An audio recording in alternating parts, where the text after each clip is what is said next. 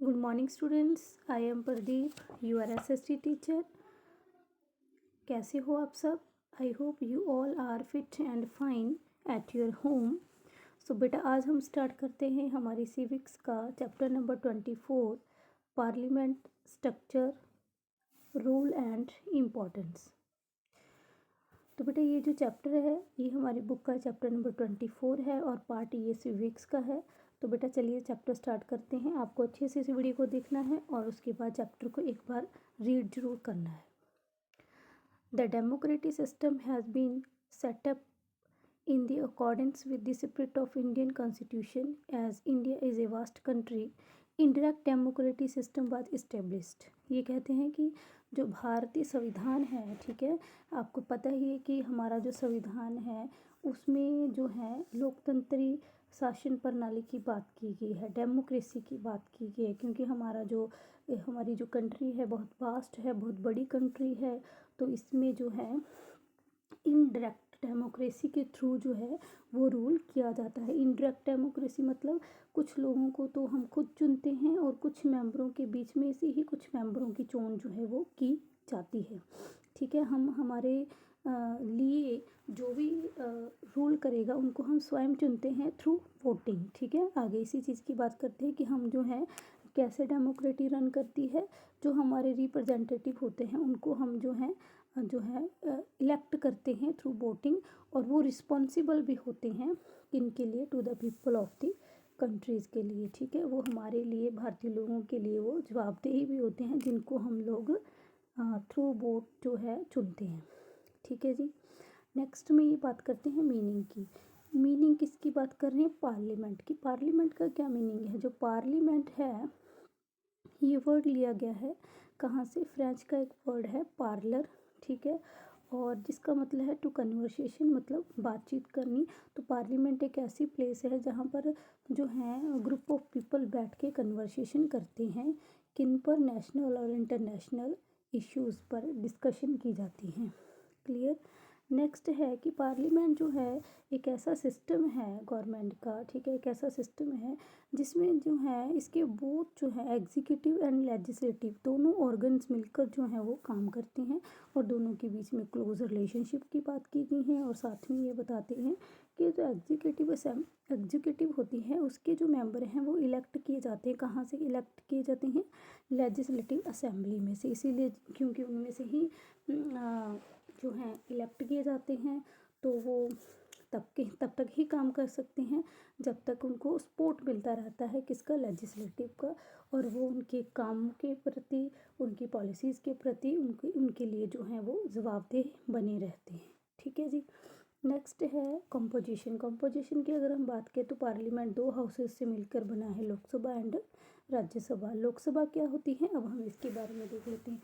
ये जो पिक्चर है बेटा ये जो है ये पार्लियामेंट हाउस की पिक्चर आपको दी गई है, अच्छे से देख लेना. ये हमारा इंडिया का पार्लियामेंट हाउस है. ठीक है, अभी हम लोकसभा की बात कर लेते हैं. लोकसभा क्या होता है? हाउस ऑफ द पीपल, जहाँ पर लोग रहते हैं, लोग बैठते हैं. ठीक है, हमने ऊपर ही देखा कि पार्लियामेंट जो है उसमें भी तो जो है लोग बैठते हैं, उसी का एक पार्ट है लोकसभा. ठीक है, लोकसभा है हाउस ऑफ द पीपल. ठीक है, मतलब जिनको हम चुनकर भेजते हैं वो वहाँ पर बैठते हैं, और जो भी पॉलिसीज़ मेकिंग होती है, जो नए काम, जो नए कानून जो है उन पर जो है डिस्कशन की जाती है. ठीक है, तो जो लोकसभा है ये इसके जो मेंबर होते हैं उनको हम डायरेक्टली इलेक्ट करते हैं, मतलब अपने रिप्रेजेंटेटिव को हम डायरेक्टली थ्रू वोटिंग चुनते हैं. इसकी जो मैक्सिमम स्ट्रेंथ है ये नेक्स्ट पेज पे दिया गया है. 1 सेकेंड, नेक्स्ट पेज पे चलते हैं. ओके, इसकी जो मैक्सिमम स्ट्रेंथ है वो 545 है, मतलब जो है 500 जो है 45 मेंबर जो हैं वो टोटल नंबर ऑफ हैं इसके मेंबर. ठीक है, मतलब कितने? 545. 545 तो टोटल मेंबर हैं, जिसमें से 543, देखिए 545 तो इसके टोटल मेंबर हैं. 543 मेंबर तो हम जो है खुद चुनते हैं वोटिंग के थ्रू.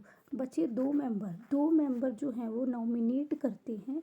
कौन नॉमिनेट करते हैं? इंडिया के प्रेसिडेंट. ठीक है, ये उनके पास अधिकार होता है. जो हमारे राष्ट्रपति हैं, जो प्रेसिडेंट हैं, वो 2 मेंबर खुद चुनते हैं. ठीक है जी. मतलब कि नॉमिनेट करते हैं। और इसके अलावा एक चीज़ और बताई गई है कि टोटल जो 85 सीट्स हैं वो रिज़र्व रखी जाती हैं एस शेड्यूल कास्ट के लिए, और 47 सीट्स जो हैं वो शेड्यूल ट्राइब के लिए। यानी कि एससी के लिए कितनी 85 और एसटी के लिए 47 सीट्स जो हैं वो रिज़र्व रखी जाती हैं। क्यों रखी जाती हैं, ये हमने पीछे कितने रिपोर्ट्स पढ़े हैं जो शेड्यूल ट्राइब और शेड्यूल कास्ट के बारे में हर बात में उनको दबाया जाता था, पीछे रखा जाता है। इसलिए जब वो कॉन्स्टिट्यूशन का निर्माण किया गया तब ये चीज़ें जो हैं कुछ सीट्स हैं उनकी इनके लिए भी रिज़र्व रखी गई ताकि इनको भी आगे आने का मौका मिल सके।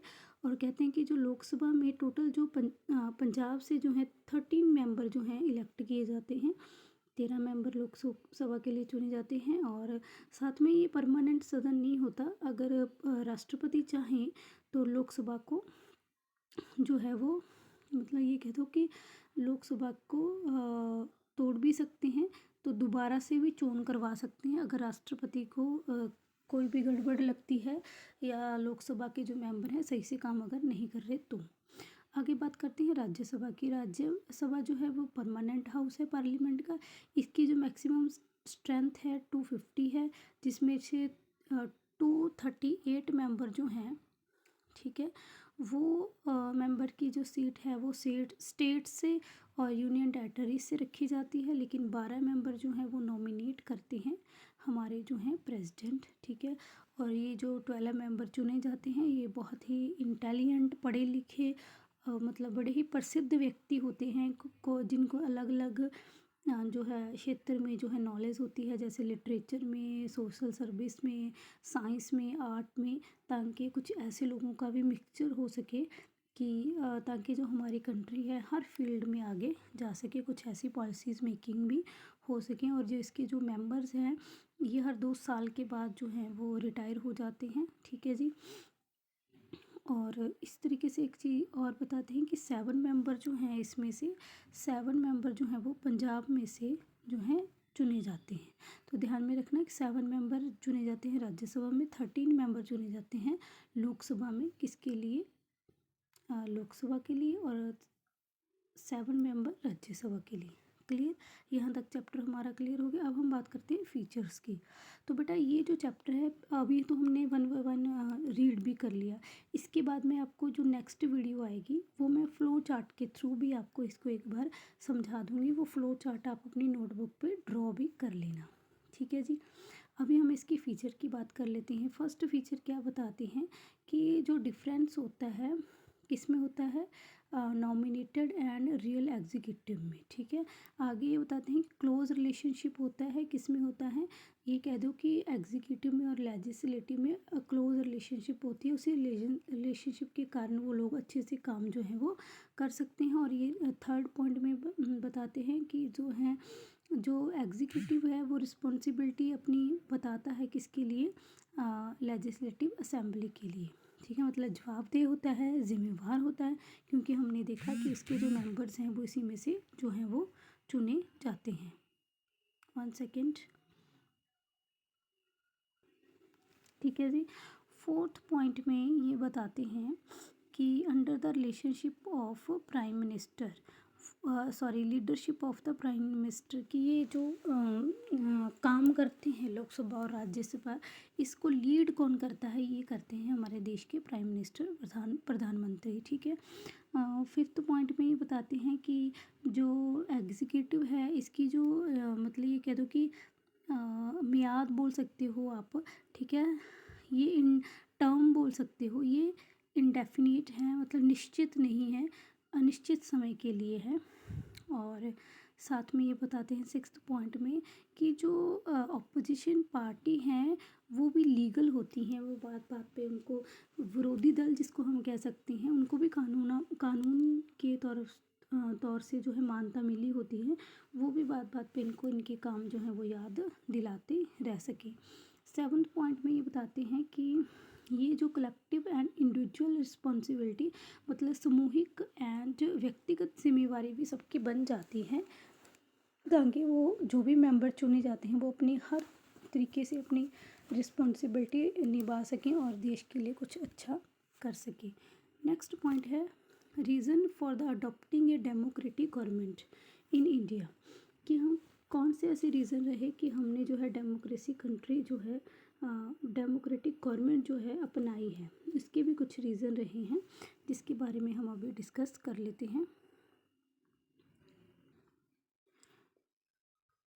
यहाँ पर ये बताते हैं कि on the basis of the relationship between the legislative and executive, ठीक है, कि जो है अगर हम लेजिस्लेटिव और एग्जीक्यूटिव के रिलेशनशिप के बेस पे ही बात करें तो हम दो तरीके की ही जो है सरकार जो है, ठीक है, दो तरीके की ही गवर्नमेंट बना सकते हैं। एक तो जो है वो है पार्लियामेंट्री, ठीक है, और दूसरी है प्रेसिडेंटल। मतलब कि एक तो पार्लियामेंट सरकार बन सकती है, दूसरी किसी एक की प्रेसिडेंट हो, मतलब कोई एक प्रधान हो जिसका, वैसी सरकार बन सकती है।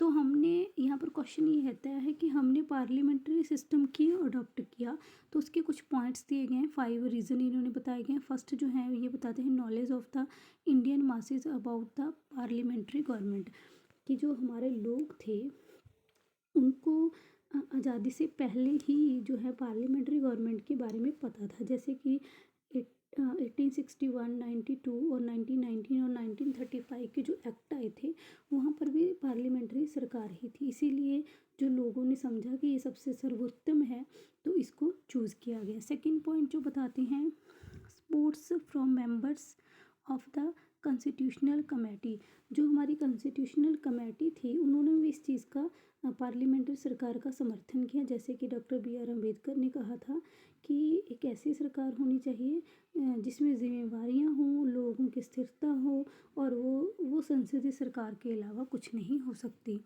थर्ड पॉइंट में बताते हैं कि this system is the based of on the responsibility, क्योंकि जो यही सिस्टम है जो रिस्पॉन्सिबिलिटी पे बेस्ड है। India has been under the slavery from the centuries, thus such a system was required that could be based on the responsibility, ठीक है, क्योंकि काफ़ी लंबे समय से भारतीय लोग जो हैं वो गुलाम रहे थे, भारत जो है गुलाम रहा था। अब जब सरकार बनी तो एक ऐसी सरकार की ज़रूरत थी जिसमें जिम्मेवारी की भावना हो, ठीक है, तो इससे इसमें जो है संसदीय सरकार के अलावा और कुछ नहीं हो सकता था।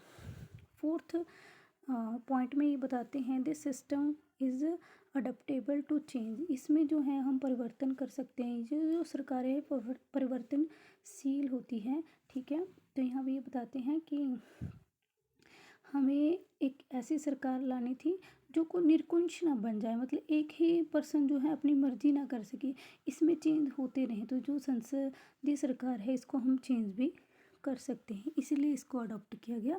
And fifth and last point में ये बताते हैं कि जो ये डेमोक्रेटिक गवर्नमेंट है टू दी कोर, मतलब कि ये जो सरकार होती है ये सरकार लोकतंत्र का, हाँ, असली रूप हम कह सकते हैं ये होती है।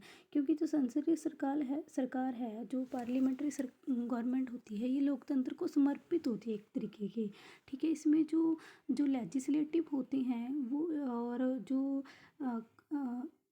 लेजिस्लेटिव होती है वो एग्जीक्यूटिव से क्वेश्चनिंग कर सकती है, उनको उनकी आलोचना कर सकती है, उनकी जो भी नीतियाँ जो भी पॉलिसीज़ लेकर आ रही है उनके बारे में उनसे पूछ सकती है। तो इसका मतलब है कि जितना भी काम कर सकता है सब में रिस्पॉन्सिबिलिटी की भावना होती है, क्योंकि उनके काम को लेकर उनसे क्वेश्चनिंग की जा सकती है, उनको क्रिटिसाइज़ भी किया जा सकता है। इसलिए जो सभी लोग हैं अपना काम जो है पूरी रिस्पॉन्सिबिलिटी के साथ करते हैं। तो लास्ट में यही बताते हैं कि यही जो रीज़न रहे हैं जिनके कारण यही फैक्टर रहे हैं कि हमारे इंडिया में जो है पार्लियामेंट्री गवर्नमेंट को बेस्ट माना गया, बेस्ट फॉर आवर कंट्री। तो यहाँ तक बेटा हमारा जो है चैप्टर कवर हो गया है। तो एक यहाँ पर बॉक्स में आपको एक चीज़ और दी गई है कि India has adopted the parliamentary form of government from the constitution of England, की पार्लियामेंट्री सिस्टम, पार्लियामेंट्री गवर्नमेंट का जो एक ढांचा कह लीजिए कि हमने कहाँ से लिया, तो ये हमने लिया कहाँ से, इंग्लैंड से लिया है। इंग्लैंड में भी जो है वो पार्लियामेंट्री सिस्टम चलता है। क्योंकि ये कैसे लिया, क्योंकि जब हमारे इंडिया का संविधान बनाया जा रहा था तो जो इंडिया के कमेटी थी जो संविधान को लिख रहे थे, बना रहे थे, ठीक है। तो उन्होंने डिफरेंट डिफरेंट कंट्रीज़ के संविधान को रीड किया। रीड करने के बाद उनमें से जो अच्छी बातें थी वो वहाँ से अडॉप्ट करके हमारे संविधान में ले ली। तो ये जो पार्लियामेंट्री सिस्टम जो हमने लिया गवर्नमेंट का, ये हमने इंग्लैंड से लिया, ठीक है बेटा। अभी इसकी जो पार्ट 2 वीडियो होगी, ये तो पार्ट 1 है ना, ठीक है। इसकी जो पार्ट 2 वीडियो होगी उसमें जो है मैं आपको फ़्लो चार्ट देने वाली हूँ यहाँ तक के चैप्टर के ही। तो वो फ़्लो चार्ट के थ्रू भी आप इस चैप्टर को एक बार समझ लेना और उनको अपने नोटबुक पे ड्रॉ भी कर लेना। और बाकी का जो चैप्टर है इसके अलावा वो मैं पार्ट 3 में देने वाली हूँ, ठीक है जी। Okay, thank you so much.